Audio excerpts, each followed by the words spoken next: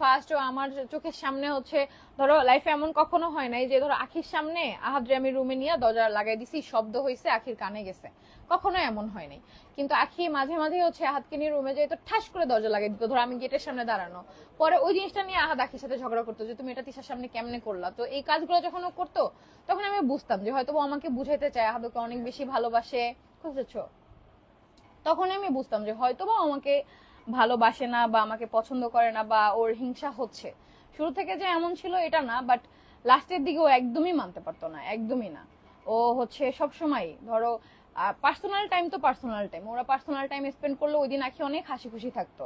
But পরের দিন যখন আমরা পার্সোনাল টাইম স্পেন্ড করতাম ওই দিন আখি টোটালি কথাবার্তা বলতো না, কান্নাকাটি করতো, ওই রুমে যেয়ে বসে থাকতো।